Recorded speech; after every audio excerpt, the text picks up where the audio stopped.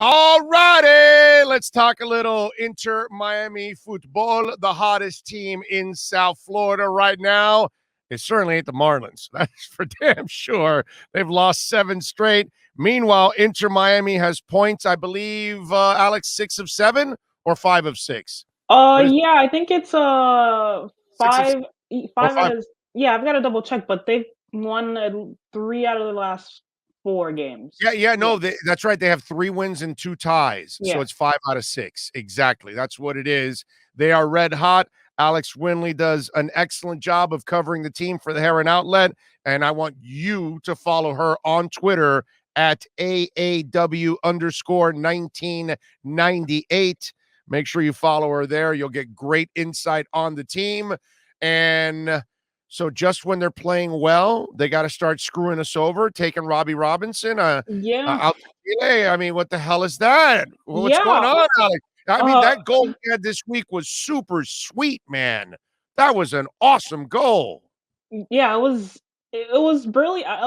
Robbie's known for using his right foot a lot, and he said in the post game conference that he did that move on Toronto's defender solely because the league knows that he's super right footed, so he basically flipped the script on them a little bit and faked right, went left, and finished with his off boot. And Chile took notice, and I've heard reports that the Chilean federations have been in contact with him for a while. So this move isn't out of the blue.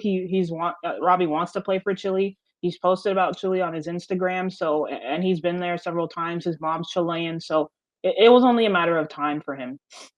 Can you explain to us the rule that if he plays for Chile, he can never play for the US ever, or he can't do it for a certain amount of time? I Explain that. I do. I think he has to file a one-time switch in order to switch back. I don't think this is there's a lot of England internationals who play for England youth teams, and then they go on to represent, Jamaica because their family's there. Right. This isn't that sort of situation. I don't think Arabi's played for any U.S. youth teams. I'd have to double check, but if he were to switch back to the U.S., I think he has to file a one-time switch. But going forward, he is a Chilean international when he gets cap tied when they play the World Cup qualifiers. Okay.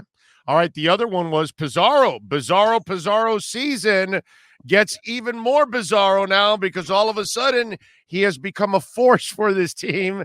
He picks up 2 goals this week. Now he's out in the All-Star game, all of that. So it's there now. The cynical one in me, Alex, and forgive me, I've been at this business for 31 years. Trust me, Alex. When you're in the business as long as I've been, you'll be just as cynical. Trust me.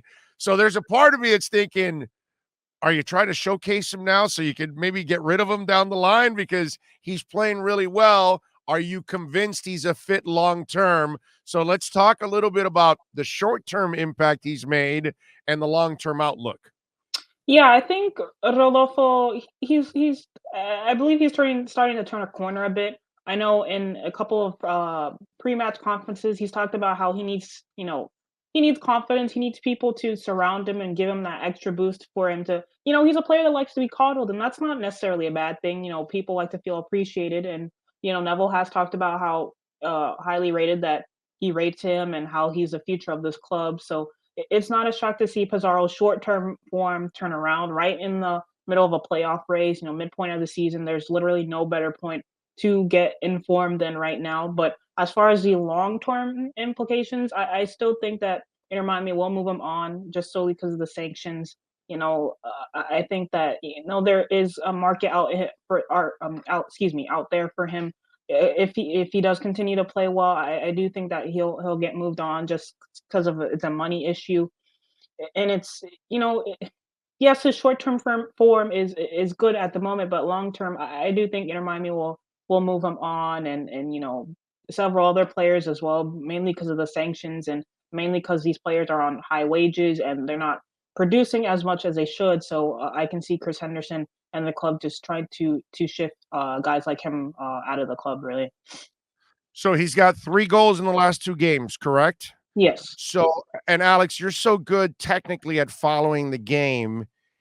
Did Neville switch up something with him where they're using him more in an area to score instead of setting people up?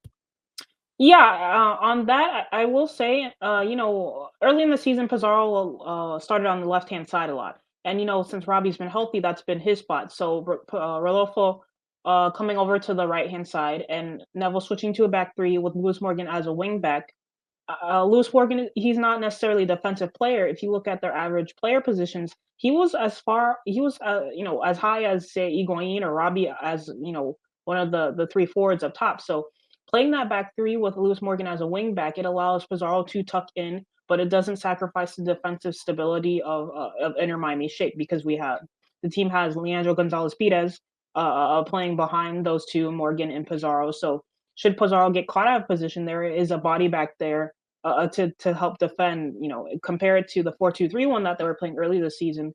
If Pizarro lost the ball at a bad spot, then it would be one or two guys back there, not scrambling to defend and whatnot. But with this back three, with Lewis Morgan as a wing back, it gives Inter Miami width, but it doesn't sacrifice their attack.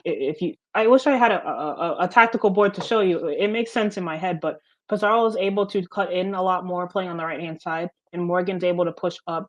And Leandro Gonzalez Perez is really good at defending, so Morgan and Pizarro can tuck in and push up without sacrificing Miami shape. Really, so it's been beneficial for Pizarro and Robbie and Higuain in terms of offensive, offensive, their offense. Yes.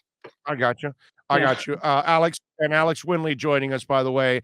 Alex, when you look at what's gone on in the last week, they took care of business against two teams that were very winnable. So you got to give them a lot of credit for these are opportunities, take advantage, and they did that. Are you looking at this as a team that's kind of gritty and things are falling their way? Or is it a team that's kind of found its way and maybe now can actually become a decent team and maybe sneak into the playoffs? How are you viewing this team, or do you need to see more before you make either determination? How about that? I do think they need to do more. They're definitely a gritty team, but there's always an off chance that the Inter Miami of old will slip back in. We saw it against NYCFC. They went down early and their shoulders were slumped, and they were trying to do too much and not playing as a team. So I think that what this run shows that Inter Miami is capable of pulling off performances, scoring good goals. Scoring late. Just fighting through difficulties, but it's something that they need to keep consistent and something that Neville and his coaching staff need to continue to instill in these guys really because we've seen it. They have the capability of scoring and playing good soccer, but it's good championship winning teams are consistent and they find a way to win. And at this point, Inter Miami need to keep it consistent and keep playing their game, keep playing with that back three to keep it consistent in order to make a playoff get a playoff place and hopefully make a playoff run. Now, the guy that we have to give a lot of credit to has to be Phil Neville, right? I mean, the coach has found a way to find a role for most of these guys now, and they're playing their best football right now. How much do we credit Neville for everything that's gone on? Because at least for me, I am, but I trust your opinion. Yeah, I will say that at the beginning of the season, but Neville, he wasn't necessarily my first choice. I know they could have probably gone after other coaches, but he has shown that he is tactically flexible and he's able to choose a system that suits the player he has at his availability. Last season under Diego Alonso, while the team they won games 1-0, 2-1, maybe lost games 1-0, 2-1, but there are several periods where the team looked susceptible. They didn't have any bite, they didn't have any fight in them. And with Neville coming in this season, he's instilled a lot of that.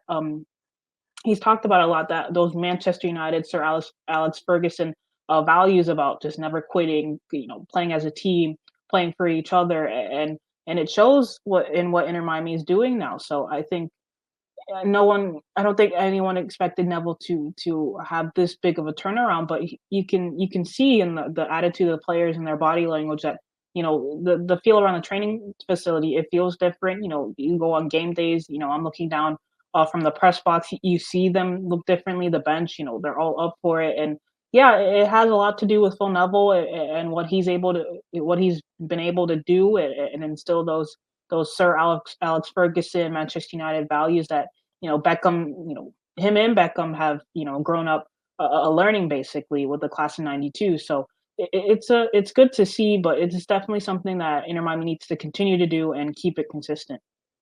Alex, when we look at the Pizarro situation, the man's on a roll. And listen, I wish him well that he got to go and be part of the All-Star game. How much does that hurt for him for the next game and being prepared and his legs and all that? Because we kind of went through that situation a couple of months ago when he was with the national team and then had to fly back right away and play, and he was kind of out of sync. And it really wasn't his fault, actually. That week he had in practice, he went to Mexico, he comes back, and he was in a difficult situation. They're kind of putting him in another difficult situation now by doing this. Yeah, and that's part of the reason why I was a bit shocked that he did get called up to the All-Star team. Besides his 3-goal week that he hasn't had the best season, but in a way, yes, it'll hurt Inter Miami because he's been in good form. He was probably going to start against Orlando this Friday. So and now Phil Neville potentially loses a player that could have helped Inter Miami in a big way. Yeah, Neville does have India Navaslev on the bench and Federico Higuain who can fill in the void, but Pizarro is in good form right now, and losing him to All Star Week it does hurt, but I do think that they'll be able to manage, maybe get a point, maybe a win against Orlando, but yeah, it is unfortunate how I don't know why MLS scheduled games this week. I would have just, it would have just been, an all-star week where nothing happens, and I would have continued if I was the commissioner. I would have continued the games next week just to help teams like Inter Miami, and I know Seattle have a couple of all-stars going as well, so that's going to hurt them too. So it's unfortunate, but it's MLS, and you have to adapt to things like this. I know, but they're playing well now, Yeah. and he's playing well. So it's like, damn, dude, you got to lose, and then we're gonna lose Robbie now down the line for like a month. And we're gonna lose him, right? It's pretty close to a month, right? Yeah, there's a couple of games that he will miss against FC Cincinnati. Chile have a World Cup qualifier against Brazil. I have to double check that. And the next game against Columbus, Brazil play a couple. September 2nd, Brazil. September 5th, Ecuador. September 9th, Colombia. I do Yeah. my homework. Yeah, yeah. So Inter Miami have a couple of games between them, and I do think Robbie will miss the first one, and there's a big potential that he could miss the second one, and that's going to be a huge loss for Inter Miami because he brings a dynamic playing alongside Gonzalo Higuain that Gonzalo's not the quickest, so having Robbie up there, it provides that outlet to just play long balls over the top. So Robbie not being there, it's going to hurt. I think more so than the Pizarro loss. So it's unfortunate, but I'm very happy for Robbie that he got his national team call up, but it'll hurt Neville and his coaching staff. All right, so tell us a little bit about the Heron Outlet so folks can check you out. Yeah, the Heron Outlet, me, Austin Robillard, and Ian Hest, we do a podcast every Thursday talking Inter Miami, soccer, world football, Fort Lauderdale CF, Miami FC, whatever your soccer needs are, we discuss it on the pod. You can follow us at the Heron Outlet on Twitter. And yeah, every Thursday we drop an episode, so stay tuned for that.